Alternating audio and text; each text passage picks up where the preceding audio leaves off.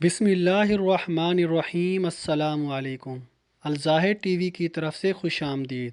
آئیے سنتے ہیں آج کی تازہ خبریں۔ حرم مکی میں تیسری توسیع کا کام دوبارہ شروع۔ حرمین شریفین کی جنرل پریزیڈنسی کی جانب سے حرم مکی کی تیسری توسیع کے منصوبے پر کام دوبارہ شروع کرنے کی اجازت دے دی گئی۔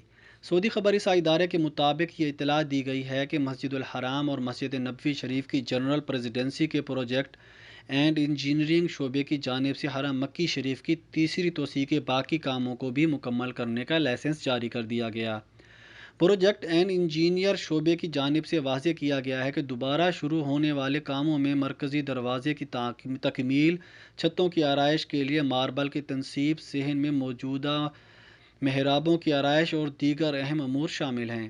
واضح رہے کہ حرم شریف میں نمازیوں کی کم تعداد کو مد نظر رکھتے ہوئے متعلقہ حکام کی جانب سے ہم آہنگی اور کوششوں کے بعد رکے ہوئے باقی کاموں کے منصوبے کی تکمیل کے لیے عمل درآمد پر تبادلہ خیال کیا گیا۔ خادم الحرمین شریفین شاہ سلمان بن عبدالعزیز کی خواہش ہے کہ زائرین حرم کو ہر طرح کی راحت اور آرام کا ماحول فراہم کیا جائے، جس کے لیے مجوزہ محکموں کی جانب سے مکمل تعاون کے ساتھ حرمین شریفین کے متعلقہ منصوبوں کی تکمیل اور کورونا وائرس سے بچاؤ اور دیگر حفاظتی اقدامات کیے جا رہے ہیں۔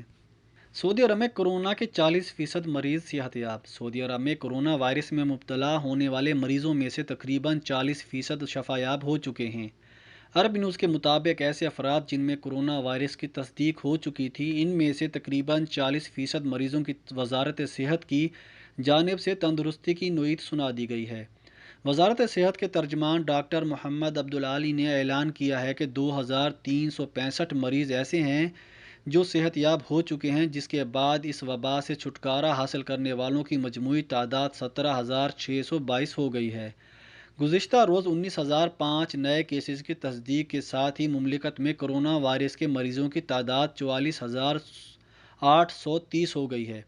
ان میں سے سعودی شہریوں کی تعداد نسبتاً کم ہے، جبکہ 22% خواتین اور 8% بچوں میں اس مرض کی علامات پائی گئی۔ سعودی ہسپتالوں میں زیر علاج مریضوں کی کل تعداد 26,935 ہے، جن میں 147 کی حالت تشویشناک ہے۔ مملکت میں گزشتہ روز اموات ریکارڈ پر آنے کے بعد ہلاکتوں کی تعداد 273 ہو گئی ہے۔ ان میں سے 2 سعودی اور جدہ مکہ میں رہنے والے 7 غیر ملکی شامل تھے۔ کورونا وائرس کے باعث وفات پانے والوں کی عمریں 42 سے 80 سال کے درمیان تھیں۔ ان میں اکثر ایسے مریض ہیں جنہیں دائمی بیماریاں بھی لاحق تھیں۔ رمضان کے آخری عشرے میں مسجد الحرام کی سینیٹائزیشن۔ سعودی عرب میں مسجد الحرام اور مسجد نبوی کے امور کی جنرل پریزیڈنسی کے سربراہ اعلیٰ ڈاکٹر عبدالرحمن السدیس نے رمضان کے آخری عشرے کے دوران مسجد الحرام میں صفائی و سینیٹائزنگ کی اسکیموں اور حفاظتی اقدامات کا افتتاح کیا ہے۔ العربیہ نیٹ کے مطابق ڈاکٹر السدیس نے بتایا کہ دونوں مقدس مساجد کو پاک صاف رکھنے، معطر کرنے اور سینیٹائز کرنے کا اہتمام کیا جا رہا ہے۔ ڈاکٹر السدیس نے رمضان کے آخری عشرے کی تیاری اور مقدس مساجد کی صفائی کی اسکیموں پر عمل درآمد کرنے والوں کی نگرانی کی۔ السدیس نے مزید کہا کہ تمام حفاظتی اقدامات مقررہ پروگرام کے مطابق انجام دیے جائیں اور متعلقہ اداروں کے تعاون سے زائرین کو معیاری خدمت پیش کی جائے۔ جنرل پریزیڈنسی کے ترجمان ہانی حیدر نے بتایا کہ پریزیڈنسی نے رمضان کے ابتدائی 2 اشروں کے دوران دونوں مقدس مساجد میں حفاظتی اقدامات اور احتیاطی تدابیر کا اہتمام ہنگامی بنیادوں پر کیا۔ نمازیوں کے درمیان سماجی فاصلے کا اصول نافذ کرایا گیا۔ سینیٹائزنگ کا عمل بار بار دہرایا گیا۔ مسجد الحرام کو روزانہ 7 بار دھویا اور سینیٹائز کیا گیا۔ مسجد الحرام، مسجد نبوی کے مساجد کے تمام کارکنان کا کورونا ٹیسٹ لیا گیا۔ جب مسجد الحرام کی سیکیورٹی پر مامور فورس کی شراکت سے حفاظتی پروگرام کی پابندی کی گئی۔ جدہ میں احتیاطی تدابیر کی 1397 خلاف ورزیاں۔ جدہ کی 15 بلدیاتی کونسلوں نے نئے کورونا وائرس کو پھیلنے سے روکنے اور اس سے بچنے کے لیے مقرر حفاظتی تدابیر کی خلاف ورزی سے متعلق رپورٹیں پیش کر دیں۔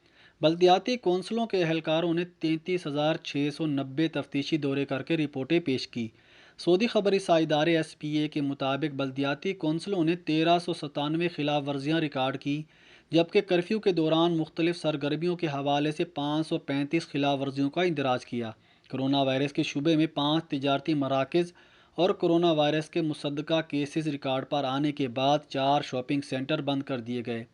سیکریٹری بلدیات سعید القرنی نے بتایا کہ بلدیاتی کونسلوں کے اہلکاروں نے 27,359 کلو گرام کھانے پینے کی ایسی اشیاء ضبط کیں جو انسانی استعمال کے قابل نہیں تھیں۔ علی القرنی کا کہنا ہے کہ 664 انسپیکٹرز تفتیشی کارروائی میں شریک رہے۔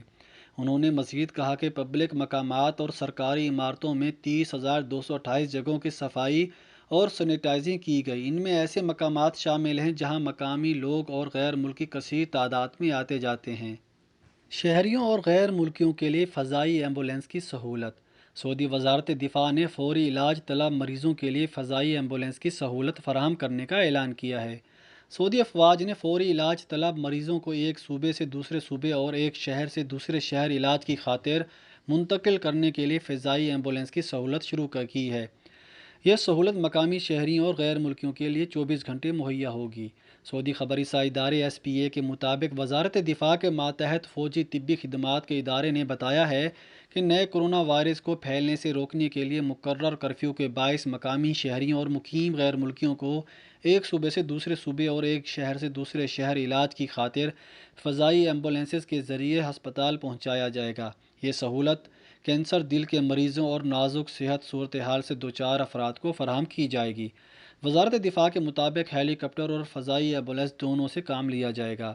بیان میں مزید کہا گیا کہ سعودی عرب کے مختلف علاقوں سے گزشتہ 2 ہفتوں کے دوران 198 سے زیادہ مریضوں کو فضائی ایمبولینس کی سہولت مہیا کی جا چکی ہے۔ خود کو گھر والوں کا مجرم تصور کر رہا ہوں، سعودی ڈاکٹر۔ وزیر صحت نے کورونا سے متاثر ہونے والے سعودی ڈاکٹر سے اظہار یکجہتی کرتے ہوئے ان کی جلد صحت یابی کے لیے دعا کی۔ ڈاکٹر عمر حافظ کورونا کے خلاف فرنٹ لائن پر خدمات انجام دے رہے تھے کہ اچانک انکشاف ہوا کہ وہ اور اہل خانہ بھی کورونا کی لپیٹ میں آ چکے ہیں۔ مقامی ویب نیوز عاجل کا کہنا ہے کہ ڈاکٹر عمر حافظ کے بارے میں ٹویٹر پر لوگوں کی جانب سے غیر معمولی رد عمل سامنے آیا ہے۔ لوگوں نے ان کی اور اہل خانہ کی جلد صحت یابی کے لیے خصوصی دعائیں کی۔ وزیر صحت ڈاکٹر توفیق الربیہ نے ٹویٹ کیا، میرے بھائی ڈاکٹر عمر اللہ تعالیٰ سے دعا گو ہوں کہ وہ جلد از جلد آپ کو اور آپ کے اہل خانہ کو صحت عاجلہ عطا فرمائے۔ معاشرہ نہ صرف آپ بلکہ امور صحت سے منسلک تمام اہلکاروں کی دل کی گہرائیوں سے قدر کرتا ہے اور آپ کی قربانیوں سے بخوبی واقف ہے۔ کورونا سے متاثر ہونے والے ڈاکٹر عمر نے وزیر صحت کے ٹویٹ کے جواب میں لکھا، جناب وزیر، آپ کی جانب سے خصوصی اہتمام پر شکر گزار ہوں۔ یہ میرے لیے اور امور صحت سے تعلق رکھنے والے کسی بھی شخص کے لیے نئی بات نہیں، اور اس امر سے بھی ہر کوئی بخوبی واقف ہے کہ آپ ہر ایک کا خوب خیال رکھتے ہیں۔ میں یہ یقین دلانا چاہتا ہوں کہ وطن عزیز، اپنے ہم وطن اور یہاں مقیم غیر ملکیوں کی خدمت میرے لیے باعث اعزاز ہی نہیں بلکہ میرا فرض ہے۔ آن لائن ادائیگی فیس پر سبسڈی میں توسیع۔ سعودی عربین مانیٹری اتھارٹی ساما نے آن لائن تجارت اور تجارتی مراکز میں آن لائن ادائیگی فیس پر سبسڈی میں 3 ماہ کی توسیع کی ہے۔ ساما نے نجی اداروں، تجارتی مراکز میں کیش مشین اور آن لائن تجارت کی صورت میں ادائیگی فیس پر سبسڈی میں مہلت 14 ستمبر 2020 تک کر دی ہے۔ سعودی خبری ادارے SPA کے مطابق کورونا بحران کے زمانے میں نجی اداروں کو مالیاتی اور اقتصادی نقصانات سے ممکنہ حد تک بچانے کے لیے ساما نے آن لائن بزنس کی صورت میں وصول کی جانے والی فیس اور تجارتی مراکز اور نجی اداروں میں آن لائن خریداری سے بل کی وصولی کے حوالے سے مراکز سے لی جانے والی فیس معاف کر دی تھی۔ ساما نے بدھ کو بیان جاری کر کے واضح کیا کہ ہمارا مقصد سعودی عرب میں آن لائن ادائیگی کے مشینی نظام کو عام کرنا اور اس نظام میں شامل افراد اور اداروں کی حوصلہ افزائی کرنا ہے۔ بیان میں مزید کہا گیا کہ تمام بینکوں اور آن لائن ادائیگی کی سہولت فراہم کرنے والوں کو مطلع کر دیا گیا ہے کہ نجی اداروں سے دی گئی مہلت کے دوران آن لائن ادائیگی فیس نہ لی جائے۔ یہ فیس معاف کر دی گئی ہے۔ مکہ مدینہ اور ریاض میں گرد و غبار کا طوفان متوقع۔ سعودی محکمہ موسمیات نے توقع ظاہر کی ہے کہ جمعرات کو سعودی عرب کے 7 علاقوں میں گرد آلود ہوائیں چلیں گی۔ عاجل ویب سائٹ کے مطابق مشرقی ریجن تبوک کے بعض علاقے، حدود شمالیہ، حائل، ریاض، مدینہ منورہ اور مکہ مکرمہ میں گرد آلود ہوائیں چلیں گی۔ باہا ریجن سے ملنے والی رپورٹ کے مطابق بدھ کو باہا شہر اور اس کی 5 کمشنریوں میں رات 9 بجے تک بارش کا سلسلہ جاری رہا۔ سبق ویب سائٹ کے مطابق جمعے کو تبوک، جنوبی الجوف، قصیم، جنوبی حائل، مدینہ منورہ، مکہ مکرمہ، طائف اور جنوب مغرب کے بالائی علاقے بارش اور گرد آلود ہواؤں کی زد میں ہوں گے۔ سعودی خبری سا ادارے SPA نے محکمہ موسمیات کے حوالے سے بتایا کہ مدینہ منورہ ریجن میں بدھ کو گرج چمک کے ساتھ بارش ہوئی۔ خاص طور پر المہد اور وادی الفرح کمشنریوں میں رات دیر گئے تک بارش ہوتی رہی۔